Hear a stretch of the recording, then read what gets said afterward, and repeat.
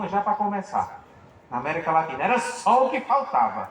Né? Não, o que faltava na nossa América Latina era uma guerra. As outras são na Europa, né? Agora faltava uma no nosso quintal. Diziam as pessoas, né? Vocês sabem muito bem, na época da pandemia, né? Ah, o mundo com certeza vai ser um lugar muito melhor depois da pandemia. Mas vocês já viram que ideia mais aloprada?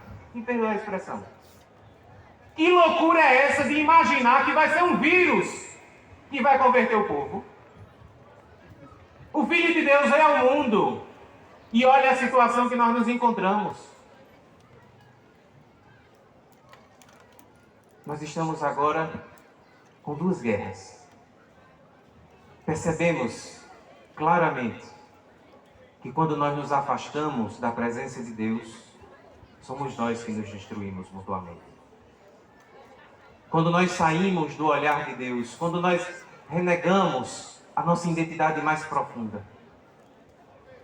E em paralelo, aquilo que os padres da igreja diziam, né? O nó que foi dado por Eva é tirado por Maria. Aquilo que em Eva foi a desobediência, em Maria é a obediência. Aquilo que em Eva é o confronto entre a nossa vontade e a vontade de Deus, em Maria é verdadeiramente a disposição total e plena para a realização da vontade de Deus. Para aquilo que Deus nos criou. Porque, como nos disse São Paulo na segunda leitura de hoje, né? Em Cristo, Deus nos predestinou a sermos santos e irrepreensíveis no amor. Nós somos criados à imagem e semelhança de Deus, que por amor se fez um de nós. Mas para que Ele pudesse vir ao mundo, para que o Filho de Deus pudesse se encarnar, evidentemente, não poderia ser qualquer pessoa. Deus poderia ter escolhido diversos modos de salvar a humanidade. Escolheu o modo mais normal possível. Enviou o seu Filho, nascido sujeito à lei, como diz a carta aos Gálatas, nascido de uma mulher. E como é interessante olhar essa leitura de hoje, né? Os padres da igreja dizem que o verdadeiro nome da Virgem Maria é cheia de graça. O anjo se aproxima e diz, Ave, cheia de graça.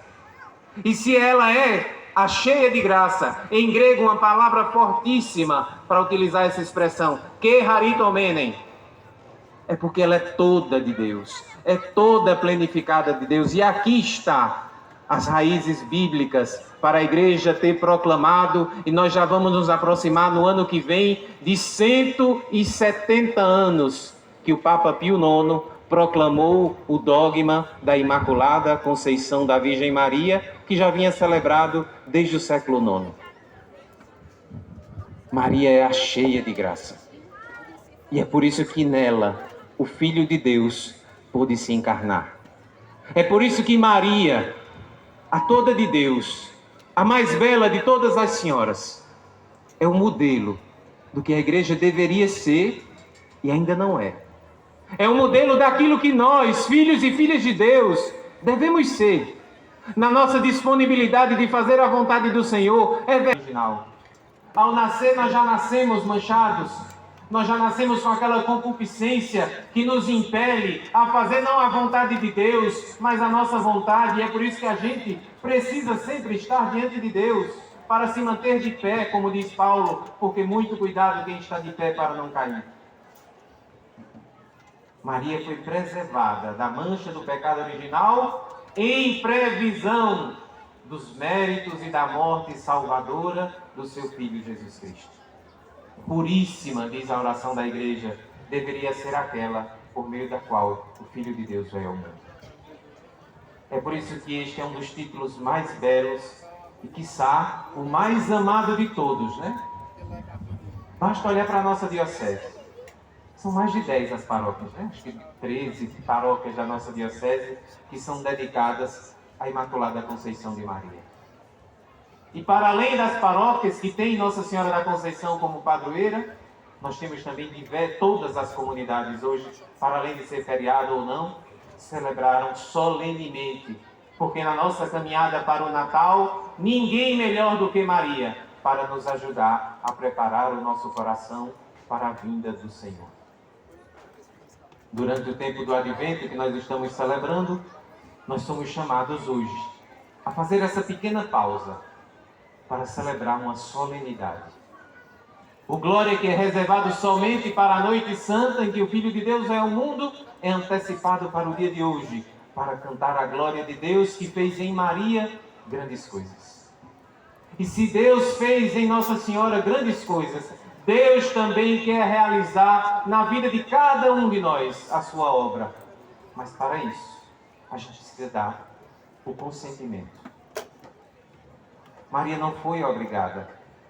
O anjo do Senhor não enviou apenas para dizer que ela seria. O anjo do Senhor foi enviado por Deus para pedir o consentimento daquela que desde toda a eternidade Ele já tinha escolhido para ser a mãe do Salvador. Deus não vai realizar nada, meus irmãos, na nossa vida, se assim nós não permitirmos. Nem a nossa salvação. Santo Agostinho, doutor da igreja, dizia: o Deus que nos criou sem nós não pode nos salvar sem nós. O Deus que para nos criar não pediu o nosso consentimento, bastou a relação entre os nossos pais. Para nos salvar, Ele exige, Ele carece do nosso consentimento. Para que Deus continue a agir por meio e através de nós, não obstante os nossos muitos pecados, Deus precisa que a gente dê liberdade para que Ele possa agir. Porque é assim que fez Maria. Depois de saber da notícia do anjo, não colocar nenhuma condição, nenhuma dúvida, né? Como é bonito quando a gente coloca em paralelo, né? Zacarias e Maria. Zacarias que pede um sinal que aquilo que o anjo estava dizendo era verdade. Maria que apenas quer saber como pode acontecer, já que eu não conheço homem algum. Mas a resposta da Virgem Santíssima é tão somente: eis aqui a escrava do Senhor. O texto traduz por serva, mas a tradução mais fiel do grego é a escrava do Senhor. O escravo é muito mais forte do que servo. O escravo não tem vontade alguma. A vontade do escravo é fazer a vontade do seu Senhor. Assim aconteceu na vida da Virgem Santíssima, assim deve acontecer nas nossas vidas. Mesmo com as nossas incoerências, mesmo com as nossas inconstâncias, mesmo com os nossos pecados, a Bíblia diz que o justo peca 7 vezes por dia. Se assim acontece com o justo, imagine conosco que não alcançamos a justificação ainda. Mas o objetivo último e fundamental, o projeto último da nossa vida, não é o pecado, é a graça de Deus, que em Maria realizou uma obra maravilhosa. E celebrando hoje a solenidade da bem-aventurada e sempre Virgem Maria, concebida e imaculada desde a sua concepção, nós possamos olhar para ela, pedindo seu auxílio, a sua intercessão. Nos momentos das dificuldades, nos momentos das dores, que são tantas, né? Quantas dificuldades passam o mundo, quantas dificuldades passam as nossas famílias, quantas dificuldades passamos cada um de nós, porque procuramos Deus onde Ele não se encontra. Era isso que São João Paulo II dizia que era o pecado. O que é o pecado se não procurar Deus onde Ele não se encontra? Ninguém peca para destruir a vida. Peca porque existe uma falsa ideia de felicidade, aquela felicidade passageira, né? Aquela felicidade sorrisal que dura segundos e depois eu preciso repetir. O grande desejo do nosso coração é Deus. E repetindo sempre Santo Agostinho, né? O nosso coração não repousará quieto, enquanto em Deus não repousar. Que Nossa Senhora nos ajude. Que ela interceda por cada um de nós, por a vida dessa paróquia, como eu dizia, uma paróquia de uma história belíssima, dos seus quase 200 anos.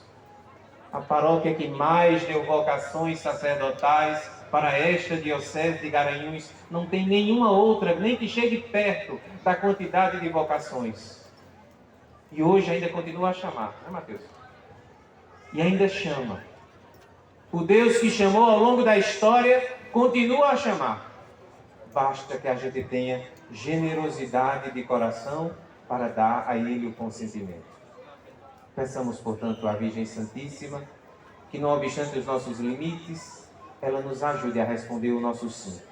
Como pais e mães de família, vivendo santamente o matrimônio, como jovens cristãos, que sabem viver a sua juventude, que sabem se divertir, que sabem, de fato, gastar a sua vida por uma causa que vale a pena. Onde quer que nós estejamos, na escola, na faculdade, em qualquer lugar, no nosso trabalho, Deus nos santifica no específico das nossas vidas. Não precisa fazer nada de extraordinário, mas é tornar extraordinário o ordinário das nossas vidas. Foi lá, na simplicidade da casa de Nazaré. Louvado seja nosso Senhor Jesus Cristo. Para sempre seja louvado.